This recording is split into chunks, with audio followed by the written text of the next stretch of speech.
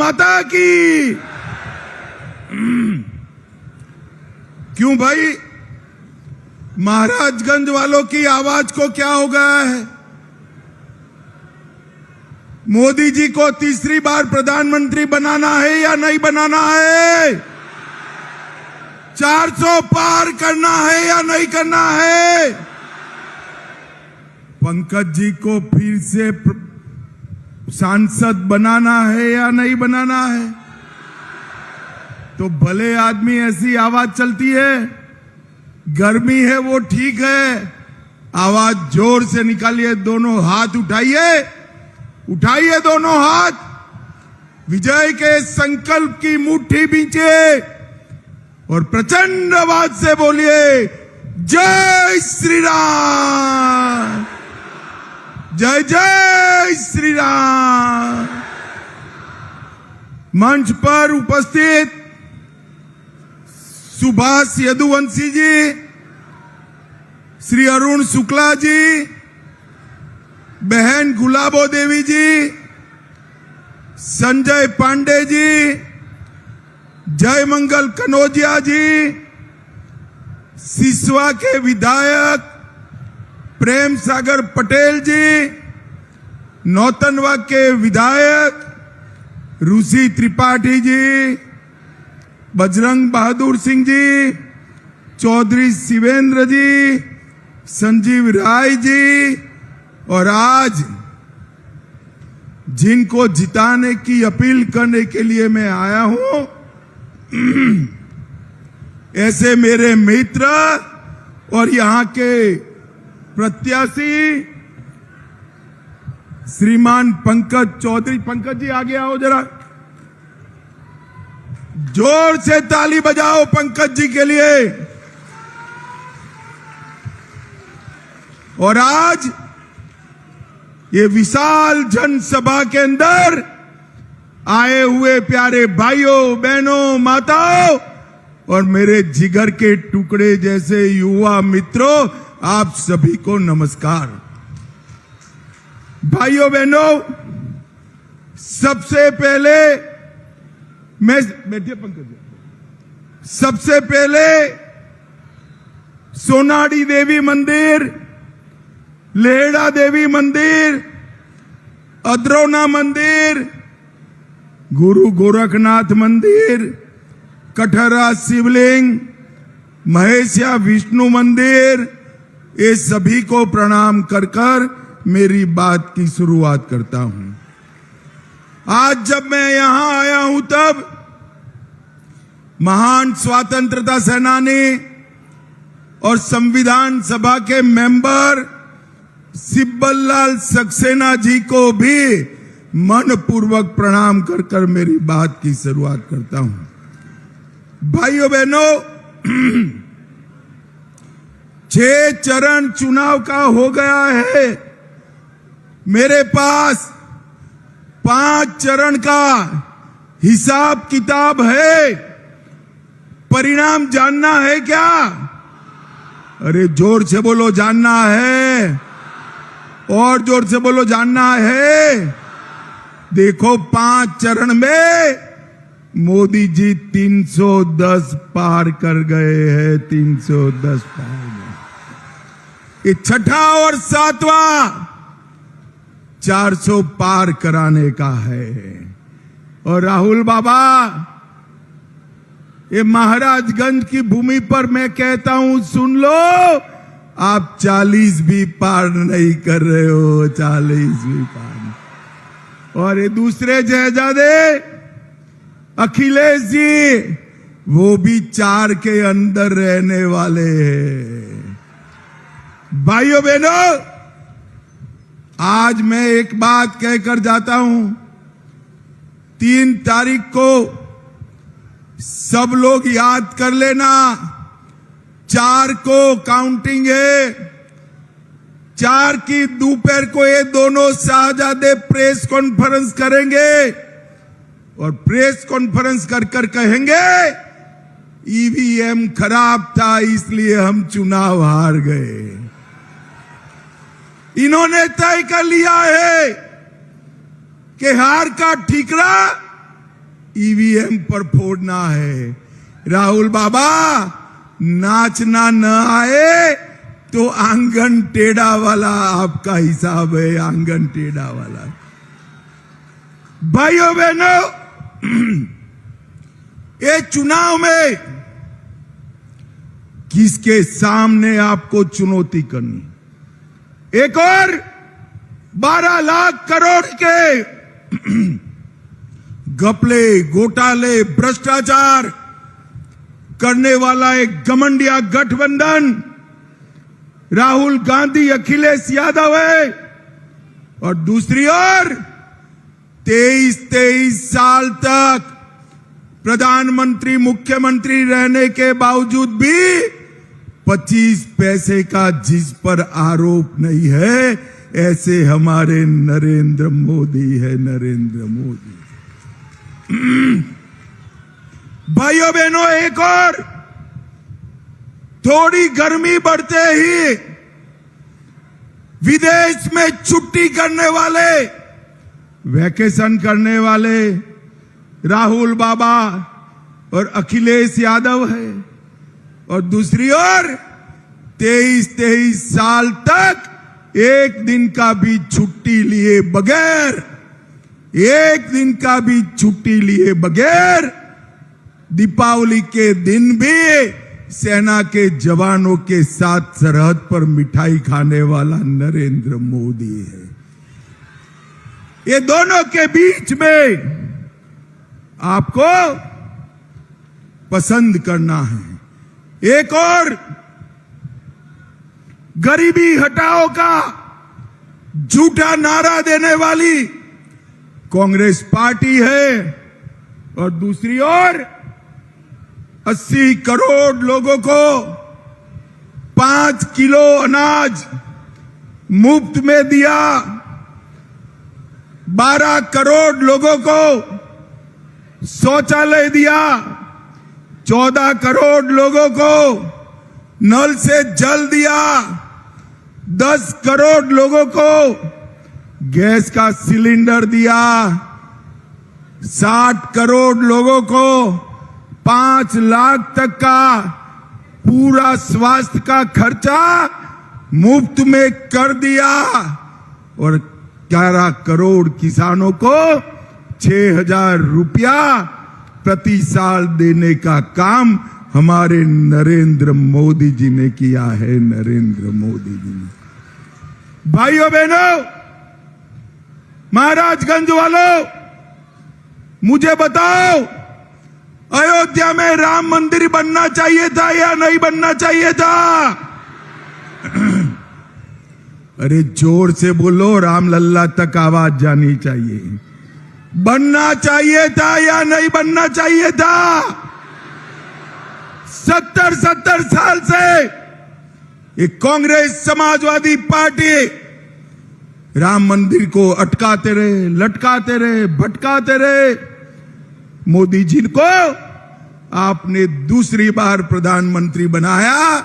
मोदी जी ने 5 ही साल में भूमि पूजन भी किया, केस भी जीता, और जनवरी में प्राण प्रतिष्ठा कर कर जय श्री राम कर दी। भाइयों बहनों, यही समाजवादी पार्टी है जिसने कार सेवकों पर गोली चलाई थी। सरयू का पानी कार सेवकों के खून से लाल कर दिया था। एक और राम भक्तों पर गोली चलाने वाले हैं, और दूसरी ओर राम मंदिर बनाने वाले नरेंद्र मोदी है, नरेंद्र मोदी है। महाराजगंज वालों, मुझे बताओ, पाक ऑक्यूपाई कश्मीर हमारा है या नहीं है? अरे जोर से बोलो, है या नहीं है? और जोर से बोलो, है या नहीं है? ये राहुल बाबा हमें डराते हैं कि पाक ऑक्यूपाई कश्मीर न मांगो, पाकिस्तान के पास एटम बम है। अरे राहुल बाबा, हम तो भाजपा वाले हैं, पाकिस्तान के एटम बम से नहीं डरते हैं। आज मैं महाराजगंज की शिवलाल सक्सेना की भूमि पर से कहकर जाता हूं, पाक ऑक्यूपाई कश्मीर हमारा है, रहेगा और हम उसको लेकर रहेंगे। भाइयों बहनों, ये सारे समाजवादी पार्टी कांग्रेस वाले झूठ बोलने में माहिर। अभी ये सहारा रिफंड का मुद्दा उठाते, मुझे बताओ महाराजगंज वालों, इस सहारा का घपला कब हुआ, किसका राज था? जोर से बोलो किसका था, और जोर से बोलो किसका था? अरे अखिलेश, आपकी सरकार में घोटाला हुआ, मोदी जी ने तो रिफंड की शुरुआत की और 3.5 लाख लोगों को रिफंड दिया। आज मेरी बात आप लिख कर रखना, 85 करोड़ लोग, 3.5 करोड़ लोगों को 85,000 करोड़ का पाई सहारा का हम वापिस करने वाले हैं। भाइयों बहनों, आज चौधरी चरण सिंह का जन्मदिन है, पुण्यतिथि है। चौधरी साहब को भारत रत्न देने का काम नरेंद्र मोदी जी ने किया और पूरे उत्तर प्रदेश के किसानों का सम्मान करने का काम किया। भाइयों बहनों, ये महाराजगंज हमारा गन्ने का क्षेत्र है। यहां 4 चीनी मिलें थी, 3 बंद गई और उसको बसपा ने निजी क्षेत्र में बेच दिया। किसान हताश है, निराश है। मगर मैं आज कहकर जाता हूं, ये पंकज बाबू को एमपी बना दो, कोऑपरेटिव बेसिस पर 3 जितना बड़ा एक चीनी मिल हम 1.5 साल के अंदर चालू करेंगे। इन लोगों ने 30 चीनी मिलें बंद करी, भाजपा सरकार ने 20 चालू करी, 5 नई बनाई। गन्ने के क्षेत्र में 9 लाख हेक्टेयर की बढ़ोतरी की, 23,000 करोड़ रुपया 95 से 17 तक चुकाया था। मोदी जी की सरकार बनने के बाद 2,50,000 करोड़ किसानों को चुकाने का काम नरेंद्र मोदी जी ने किया।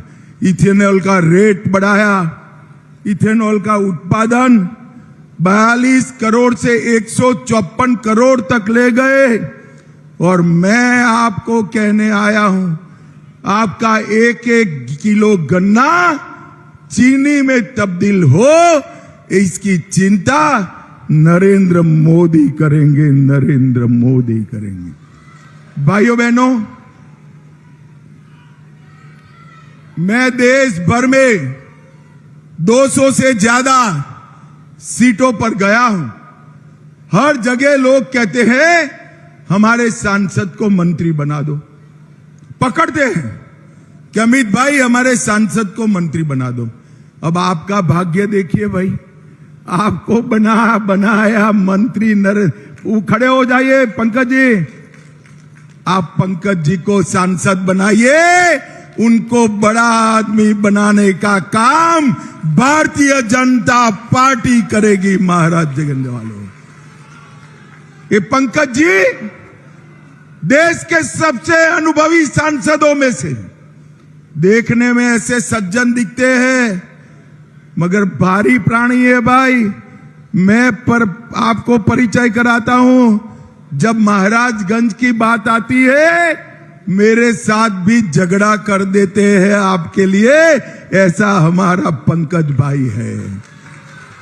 उन्होंने पडरौना से पीलीभीत हाईवे बनाया, परतावल से गोरखपुर 4 लेन रोड बनाया, महाराजगंज बाईपास ठुटीबारी बाईपास का निर्माण किया, चौक परसोनी से निचलोल पुरेना मार्ग का नवीनीकरण किया, निचलोल से पुरेना के अलावे महाराजगंज में 220 केवी का उपकेंद्र शुरू किया।